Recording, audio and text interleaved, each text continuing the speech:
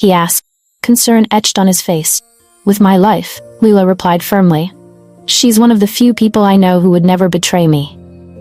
They waited anxiously in the market's small cafe. Leela Adebayo stepped out of the taxi, her eyes wide as she took in the grandeur of the Ngwani estate. The sprawling mansion stood tall against the backdrop of the lush green hills, its imposing gates a barrier to the outside world. She adjusted her modest dress and walked toward the entrance, feeling a mix of excitement and apprehension. Inside, a stern-looking woman named Mary, the head housekeeper, greeted her. "Welcome to the Ngwani estate, Leela," Mary said, tone brisk. "Your primary duty will be to care for Kai Okoro, young master. He is not well, and you must respect his privacy at all times." Leela nodded, curious but cautious. "I understand. What exactly is his condition?" Mary hesitated, her eyes darting around. "It's a rare illness. Most people find it difficult to be around him. Just do your job, and you'll be fine." Lila's curiosity grew as she followed Mary through the winding corridors of the mansion. They stopped outside a large, ornate door. "This is his room," Mary said. "Knock before entering." Taking a deep breath, Lila knocked gently. When there was no response, she opened the door slowly. Inside, the room was dimly lit, with heavy curtains drawn shut. A faint, unpleasant odor hung in the air. Lila ignored it, focusing instead on the figure seated by the window. "Mr. Ngwani," she called softly. The man by the window didn't turn to face her. She heard a faint sigh. "Who are you?" he asked, his voice tired. "I'm Lila, the new housemaid," she replied. "I'm here to help." There was a long pause before he spoke again. "Help? We'll see about that." The next morning, Leela returned to Kweku's room with a tray of breakfast. She found him in the same spot by the window, his back to her. The room still felt heavy with an air of solitude and sadness. "I brought you some breakfast," Leela said gently, setting the tray on a nearby table. "Would you like to eat?" Kai finally turned to look at her. His face was striking, with sharp cheekbones and deep, brooding eyes, but there was an unmistakable sadness in his expression. His appearance, though handsome, was overshadowed by the persistent odor that lingered around him. "Why are you here?" Kai asked, his tone guarded. Lila met his gaze steadily. "I'm here to take care of you," she replied. "I want to help." Kweku's eyes narrowed, suspicion clear on his face. "Everyone says that at first, then they leave." Lila shook her head. "Documents. I'm not like everyone else," furrowing in surprise. "I'm not here to judge you." "What do you mean?" There was a flicker of something in Kweku's rubbing his temples. "Curiosity. I mean, everything that's away, staring out the window again. For me. They all say that too. I can't help but wonder if you're just..." Undeterred, Leela continued. "I believe everyone deserves kindness, Mr. Nwan, even those who've been through more than their fair share." Kai remained silent, but Leela could sense the tension easing, just a little. She took a step back, respecting his space. "I'll be here if you need anything," she offered before quietly leaving the room. As she closed the door behind her, Lila felt a spark of determination. Kai was more than his illness, more than the rumors that surrounded him. She resolved to uncover the truth behind his sadness and perhaps help him find some peace. Over the next few days, Leela returned to Kweku's room regularly. Each time she brought something different, a book, fresh flowers from the garden, a new kind of tea. At first, Kai remained distant, barely acknowledging her presence. But gradually, she noticed small changes. One afternoon, as she arranged a bouquet on his bedside table, Kai spoke. "Why do you keep coming back?" he asked, his tone softer than before. Lila smiled gently. "Because I want to. I think you could use a friend." Kai scoffed lightly but didn't tell her to leave. Encouraged, Lila decided to share a bit of her own story. "I grew up in a small village," she began. "My grandmother raised me after my parents passed away. She taught me that everyone has a story, even if they don't want to tell it." Kai glanced at her, his eyes searching her face. "And what's your story, Lila?" She paused, feeling the weight of his question. "I've had my share of losses, but I've also learned that kindness can make a big difference." For the first time, Kweku's lips twitched into a faint smile. "You're different from the others, Lila." She nodded. "Maybe that's a good thing." They fell into a comfortable silence, the tension between them slowly dissolving. As Leela prepared to leave, she turned back to him. "Would you like to join me for a walk in the garden tomorrow? The fresh air might do you some good." Kai hesitated, then nodded slowly. "Perhaps. We'll see." Leela smiled, sensing a breakthrough. For the first time since she arrived, she felt hope that maybe, just maybe, she could help Kai open his heart again. A few weeks into her stay at the Mwani estate, Lila began to notice strange things. One afternoon, while dusting the library, she overheard a hushed conversation between Amare, the trusted assistant to Kai Okoro, and another staff member. Lila paused, her ears straining to catch their words. "We need to keep things under control," Amare said sharply, his voice barely a whisper. "If anyone finds out what we've done, it'll be the end." The staff member nodded nervously. "But what about Kweku? He's getting better." Amare's eyes narrowed, and he lowered his voice further. "That's why we must be careful. If he starts asking questions, it could ruin everything." Lila's heart pounded. What were they talking about? She knew she shouldn't be eavesdropping, but something in Amare's tone made her uneasy. She quickly moved away, pretending to organize some books. Later she confided in Kweku. "I overheard Amare talking about you today," she said carefully. "He mentioned something about keeping things under control." Kai frowned, his brow furrowing. "Amare has always been close to my father. He handles most of the estate's affairs. But what would he have to do with my condition?" Lila shook her head. "I'm not sure, but something feels off. I think we should keep an eye on him." I hesitated, then nodded. "All right. But be careful, Lila. If Amare is hiding something, it could be dangerous." Lila agreed, but a new determination settled in her heart. She would uncover the truth, no matter what it took. As the days passed, Lila and Kai spent more time together. Their initial awkwardness slowly gave way to a comfortable familiarity. They took long walks in the estate gardens, their conversations growing deeper and more meaningful with each passing day. One evening, as they sat on a bench beneath a blooming jacaranda tree, Kai glanced at Lila. "You know," he began softly, "I've never felt this close to anyone before. Not even my father." Lila smiled warmly. "I'm glad. I feel the same way. I've never had a friend like you, Kweku." He chuckled lightly. "A friend? Is that what we are?" Lila's cheeks flushed, and she looked away, suddenly shy. "I don't know, maybe something more?" Kai reached out and gently took her hand in his. "I'd like that," he admitted, his voice barely more than a whisper. They sat in silence for a moment, the air between them thick with unspoken emotions. Finally, Kai spoke again, his tone serious. "Lila, I want to trust you, but I've been hurt before. People have always judged me for my condition, and I'm afraid of letting anyone get too close." Lila squeezed his hand reassuringly. "I understand, Kweku, but I promise you, I'm not here to judge you. I'm here to help you, no matter what." Kai nodded, a small smile tugging at his lips. "Thank you, Lila. I believe you." Their bond, once fragile and tentative, now felt stronger than ever. They both knew that whatever lay ahead, they would face it together. One evening, after a particularly emotional day, Lila found Kai pacing his room, his face drawn with frustration. "Kweku, what's wrong?" she asked, her voice filled with concern. He turned to her, his eyes flashing with anger and pain. "I'm tired of this, Lila. Tired of being treated like some kind of monster. I just want to be normal." Lila stepped closer, placing a comforting hand on his arm. "You are normal, Kweku. You're just different, and there's nothing wrong with that." He let out a bitter laugh. "Different? Is that what you call it?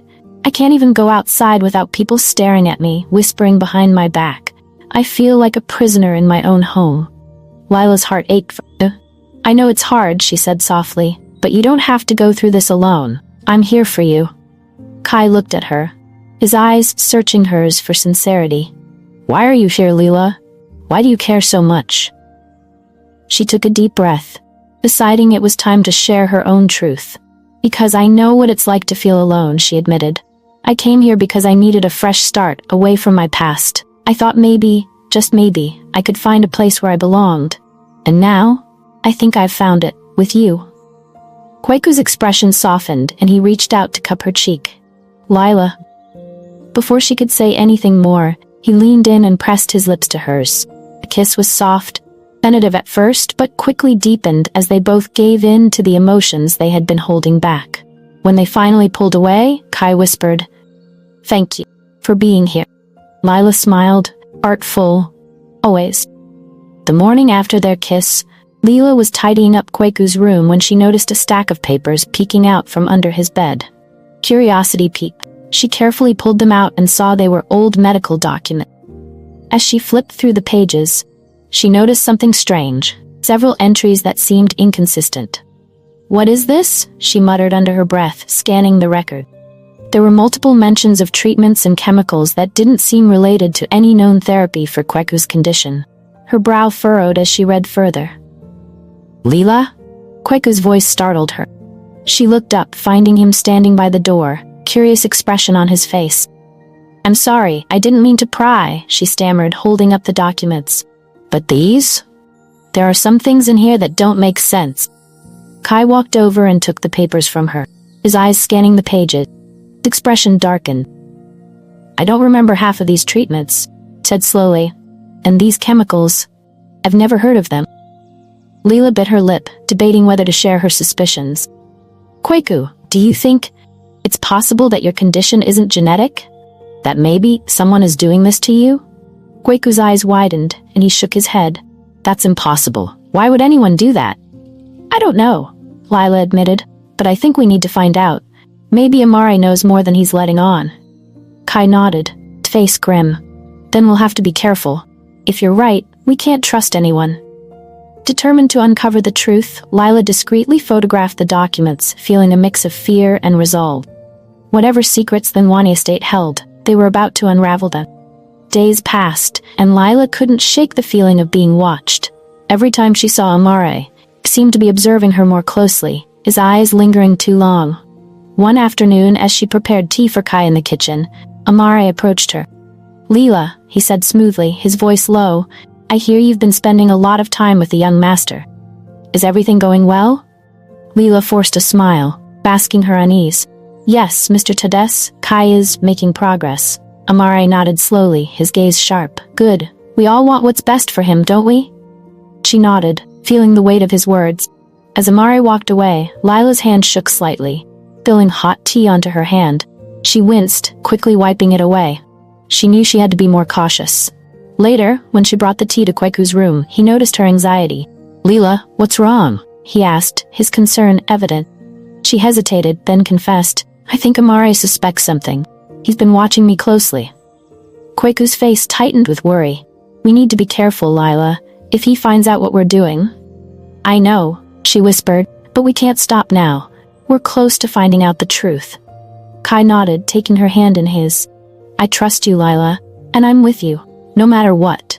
She smiled, feeling a surge of warmth despite the danger. "Thank you, Kweku. We'll get through this together." As they sat together, the weight of their shared secret hung heavy in the air, but so did their determination. They both knew there was no turning back now, and Kai became almost unbearable, each day filled with stolen glances and fleeting touches.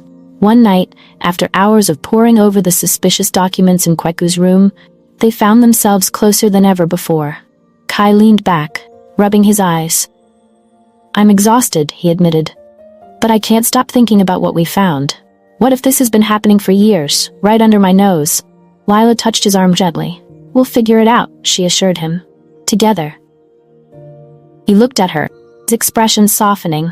"Lila, you've been incredible through all of this. I don't know what I'd do without you." Lila felt her heart flutter. "You don't have to think about that," she whispered. "I'm not going anywhere." Without thinking, Kai leaned forward and kissed her. This time, there was no hesitation, no doubt, just a raw, overwhelming need. Lila responded immediately, her arms wrapping around his neck as they lost themselves in the moment. When they finally pulled apart, both breathless, Kai rested his forehead against hers. "We should be careful," he murmured. "If anyone finds out." Lila nodded, her fingers tracing his jawline. "I know, but I don't care. Not right now." They spent the night wrapped in each other's arms, finding solace in their shared passion amidst the chaos around them. For the first time in a long while, they felt alive, united by both their love and their quest for the truth. As dawn approached, they knew that their relationship had crossed a line, but neither regretted it. Their forbidden desires had only strengthened their resolve to uncover the secrets, threatened to tear them apart. Lila couldn't shake the feeling that Amare was hiding something crucial. Determined to find out more, she decided to search his office while he was away. Late one evening, when the mansion was quiet, she made her way to the small, cluttered room that Amare used as his workspace. She pushed open the door, her heart racing. The room was dimly lit, and the air was thick with the scent of old paper and leather. Lila knew she had to be quick. She didn't have much time before someone noticed her absence. She started rifling through the drawers, carefully checking for anything out of the ordinary. Just as she was about to give up, her hand brushed against a small, locked drawer. Her pulse quickened. She rummaged through the desk and found a set of keys, her fingers trembling as she tried each one until, click, drawer opened. Inside, she found a stack of receipts, all for unusual chemicals. Her eyes widened as she recognized some of the names from Kweku's medical records. "What is this?" she whispered to herself, flipping through the papers. Footsteps echoed down the hallway. Panic surged through her. She quickly closed the drawer, locked it, and slid the keys back where she found them. With the receipts hidden under her shirt, she slipped out of the office, just in time. Back in Kweku's room, she laid the receipts on the table. "Kweku, look at these," she urged. "These are the chemicals from your medical record. Amare has been buying them." Kai stared at the receipts, shock and anger filling his eyes. "You're saying he did this to me? Deliberately?" Lila nodded, her expression grim. "It looks like it. We need to confront your father, Obi, with this." Kai clenched his fists. "Then let's do it. It's time for some answers." Kai and Lila approached Obi's study with a sense of urgency. Obi looked up from his desk as they entered, his expression one of surprise. "What is it?" he asked, seeing the determined look on their faces. "Father, we need to talk," Kai began, holding up the receipts. "These are records of chemicals linked to my condition. Amare has been buying them." Obi frowned, glancing at the paper. "Amare? That doesn't make any sense. He's been with our family for years." Lila stepped forward. "I overheard him speaking to another staff member about keeping things under control. I believe he's been poisoning Kai to manipulate you and gain control of the estate." Obi's face tightened with disbelief. "That's a serious accusation, Lila. Are you certain?" Before Lila could respond, the door burst open, and Amare stormed in, his face a mask of anger. "What's going on here?" he demanded, his eyes darting between them. "We know what you've been doing," Kai said, his voice steady. "You've been poisoning me to keep me sick and to control my father." Amare's expression hardened. "You have no proof," he sneered, "and even if you did, no one would believe you over me." Obi looked conflicted, his loyalty to Amare wavering. "Amare, what is this about?" he asked, his voice tense. Amare turned to Obi, his tone suddenly calm. "Sir, they're confused. Kweku's condition is affecting his mind. We must get him proper care." Kai stepped back, realizing the danger. "Father, he's manipulating you." Lila grabbed Kweku's hand. "We need to go," she whispered. "Now." Understanding the urgency, Kai nodded. "We'll be back with proof, Father." As they fled the study, Kweku's heart pounded. They needed to find safety and gather the evidence to expose Amare's treachery. Kai and Lila found refuge in a secluded cabin owned by a close friend of the Nwani family, hidden deep within the dense forest surrounding the estate. Cabin was small but cozy, stark contrast to the grandeur of the mansion. Here, they felt a momentary sense of peace, away from the prying eyes and dangers of the estate. Lila set a fire in the small hearth, its warmth a comforting embrace against the cold night. "We should be safe here for now," she said softly, glancing over at Kweku, who was staring into the flames, lost in thought. Kai nodded slowly. "Can't believe Amare would do this," he murmured. "He's been like family to us, to me." Lila moved to sit beside him, taking his hand in hers. "Sometimes the people closest to us are the hardest to see clearly," she said gently, "but we have to stay focused. We need to find out exactly what he's done and why." Kai sighed, leaning back against the worn couch. "I just don't understand his motive. What could he possibly gain from this?" Layla frowned, her mind racing. "Control, maybe? Over you, over your father, over the estate?" Kai nodded, his expression hardening. "Whatever his reason, we need to stop him. But we'll need help." Lila's eyes lit up. "I have a friend from my village who knows about chemicals and medical forensics.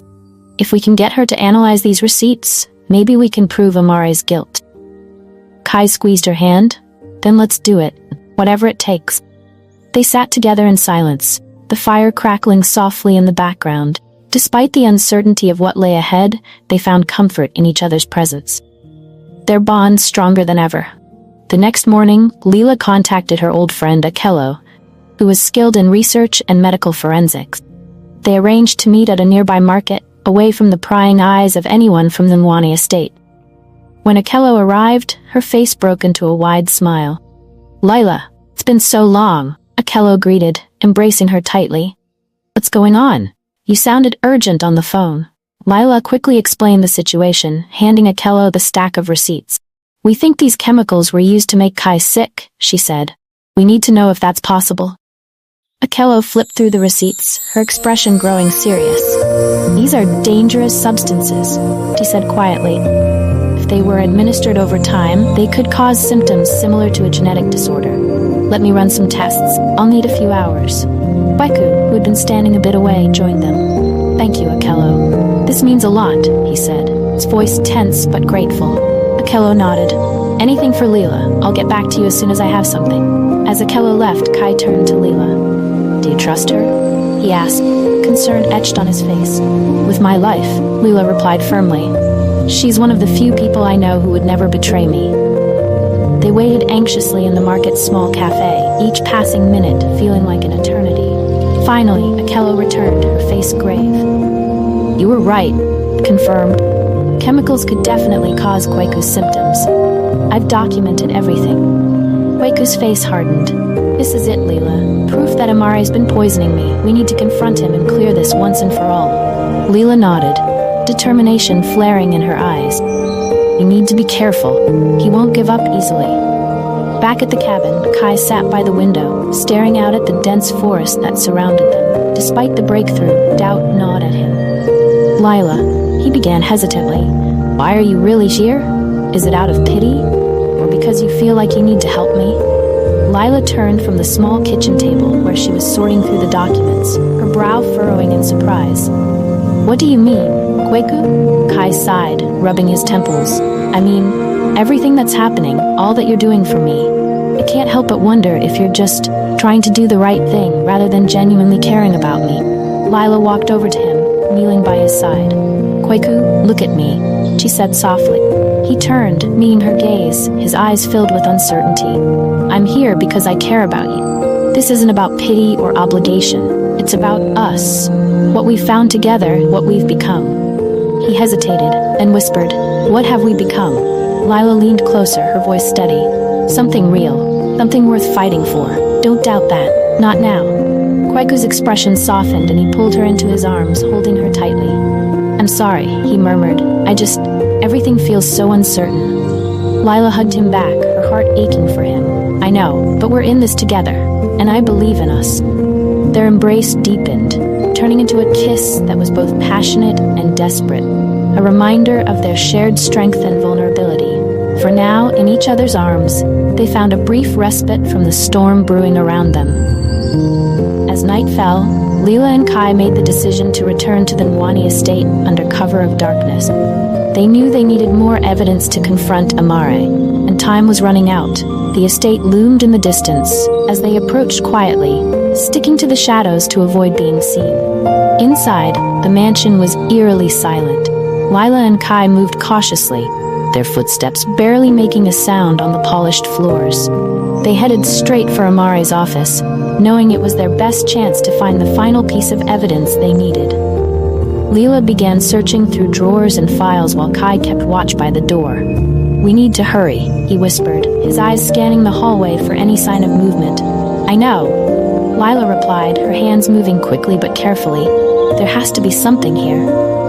Just then, she found a small notebook hidden beneath a stack of papers. She opened it, her eyes widening as she read the first few lines. "Kwaiku, look at this," she said urgently. Kai moved to her side, reading over her shoulder. The notebook detailed various transactions and meetings, clear evidence of Amare's involvement in poisoning Kwaiku. "This is it," he said, his voice filled with both relief and anger. "We've got him." Suddenly, they heard footsteps approaching. "Someone's coming," Kai hissed, grabbing the notebook. "We need to get out of here." They quickly slipped out of the office and ducked into a nearby room, holding their breaths as the footsteps grew louder. The door to Amare's office creaked open, and they could hear him muttering to himself. Lila squeezed Kwaiku's hand, silently urging him to stay calm. They had what they needed, but the real challenge was just beginning. Lila and Kai waited until the footsteps faded, then carefully slipped out of the room and made their way back through the darkened corridors of the mansion. They knew they couldn't stay much longer. It was only a matter of time before Amare realized something was missing. "Let's check my father's study," Kai whispered as they moved quietly through the halls. "He might have something that can tie all of this together." Lila nodded, and they quickly headed to Obi's study. The room was dim, lit only by the faint glow of moonlight filtering through the heavy curtains. They searched quietly, knowing they didn't have much time. As Lila opened a drawer, she found a leather-bound diary with Obi's initials embossed on the cover. "Kweku, I found something," she said, her voice hushed but urgent. I joined her, and they opened the diary together. Inside, they found Obi's handwritten notes detailing his growing suspicions about Amare. There were entries about missing funds, odd behavior, and concerns over Kweku's unexplained illness. "Father was starting to suspect," Kai said softly, his eyes scanning the pages. "But he didn't know it was Amare. He didn't have all the pieces." Lila nodded, her heart racing. "But now we do. This is the evidence we need to confront him, and to make your father understand." Just as they were about to leave, the sound of a door creaking open made them freeze. Lila's breath caught in her throat. "We have to go," she whispered. They carefully slipped out of the study and made their way back to the hidden path that led out of the estate, clutching the diary tightly. They knew they had everything they needed. They also knew the danger was far from over. With the diary and notebook in hand, Lila and Kai made their way to a secluded spot just outside the estate to plan their next move. They knew confronting Obi was risky, but they had to try. Kweku's father needed to know the truth before it was too late. "I think we should show him the diary first," Lila suggested. "Let him see that he was already suspicious of Amare." Kai nodded. "Good idea. Might make him more open to believing us." They waited until dawn, then returned to the estate, taking care to avoid being seen. They found Obi in the garden, his face lined with worry. He looked up as they approached, surprise evident in his eyes. "Kweku, Lila, what are you doing here?" "Father, we need to talk," Kai said, his voice steady but urgent. "It's about Amare. He's been lying to you." Obi frowned, but Lila stepped forward, holding out the diary. "We found this in your study," she said gently. "You were starting to suspect him too." Obi took the diary, his hands shaking slightly as he flipped through the pages. His face paled as he read his own words. I did suspect something," he admitted, "but I never thought it could be Amare. He's been with us for so long." "We found more," Kai added, showing him the notebook. "This proves he's been poisoning me, using chemicals to make me sick." Obi's face contorted with a mixture of anger and betrayal. How could he? Why? Just then, a shadow fell over them. Amare stood at the edge of the garden, his expression dark. "'Cause you were weak, Obi," he said coldly. "And now, it's too late for you to do anything about it." Amare's words hung in the air like a dark cloud. Obi took a step back, his face a mask of shock and disbelief. "Amare, what are you saying?"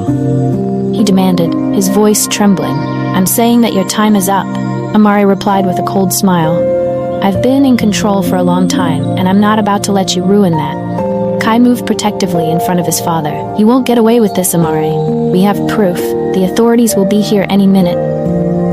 Amare's smile faded, replaced by a look of cold determination. "I don't think so," he said quietly, reaching into his coat pocket. Before anyone could react, he pulled out a small vial and hurled it to the ground. Thick, acrid smoke filled the air. Lila coughed, her eyes watering as she struggled to see through the smoke. "Kweku, Obi," she called out, panic rising in her chest. Through the haze, she saw Obi collapse, clutching his chest. "Father," Kai shouted, rushing to his side. Lila followed, her heart racing. They knelt beside Obi, who was gasping for breath. "Poison," Obi choked out, his face pale. "He poisoned me." Lila's eyes filled with tears as she grabbed Obi's hand. "No, stay with us," she pleaded. "We'll get you help." Obi shook his head weakly. "It's too late," he whispered. "Kweku, I'm sorry for everything." Kai held his father tightly, tears streaming down his face. "Father, please." Obi's eyes closed, his body going limp. Lila felt a sob rise in her throat as she looked up at Kweku, whose expression was a mix of grief and rage. "Amare will pay for this," Kai vowed, his voice low and filled with anger. "I swear it." Lila and Kai stood in shock over Obi's lifeless body, acrid smoke still lingering in the air. Their grief quickly turned to anger as they realized Amare had vanished into the thickening haze. "We can't let him get away," I said, voice steely with resolve. He gently laid his father down and rose to his feet, determination blazing in his eyes. Lila nodded, wiping her tears. "He must have gone toward the back of the estate. There's a way out through the gardens." Together, they ran through the mansion, their footsteps echoing in the empty halls. The servants, alerted by the noise, watched them with wide, confused eyes. Lila and Kai burst through the back doors and into the sprawling gardens, cool night air hitting their faces. "Amare," Kai shouted, his voice echoing through the trees. "You can't hide forever. This ends now." From the shadows, Amare emerged, his face twisted with anger and desperation. "You think you've won?" he sneered. "You have no idea what you're up against." Kai advanced, fists clenched. "I'm done with your lies, Amare. You took my father from me, and I won't let you hurt anyone else." Amare reached into his jacket. Before he could pull out another vial, Isla threw a stone at his hand, knocking the vial to the ground. It shattered, releasing another burst of smoke, but this time they were prepared. "Give it up, Amare," Lila shouted. "Police are on their way." Amare's eyes darted around, realizing he was cornered. "You'll never take me alive," he hissed, lunging at Kai with a knife. Kai dodged the attack and grabbed Amare's arm, struggling to disarm him. Two men grappled, each trying to gain the upper hand.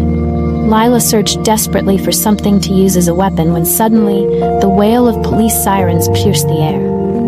Amare's face paled. In one final, desperate move, he broke free from Kweku's grip and tried to flee. But the police were already surrounding the garden. "Drop your weapon," a police officer commanded, guns drawn. Amare hesitated, his eyes wild with fear and anger. When he made a move to run, the police fired, hitting him in the leg. He collapsed with a scream, clutching his wound as the officers closed in.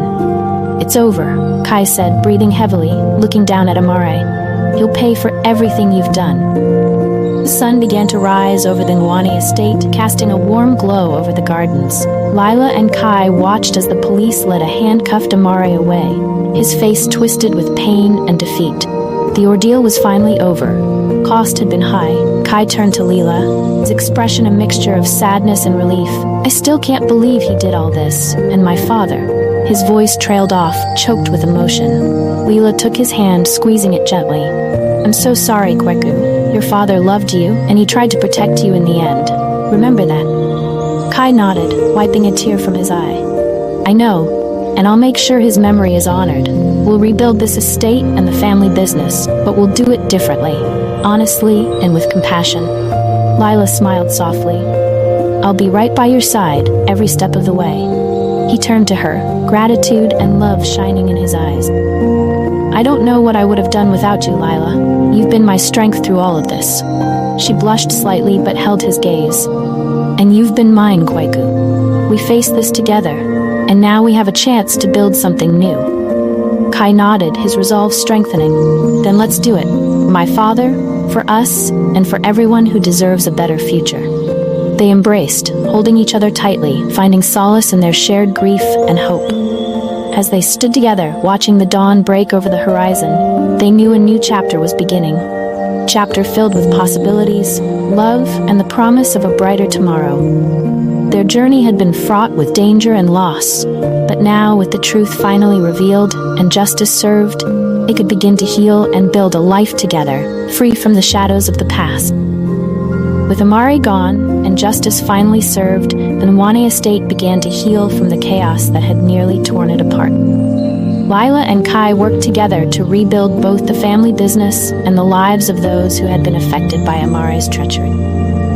Days turned into weeks, and as the estate flourished, so did the bond between Lila and Kweku. Their love, tested through trials and adversity, only grown stronger.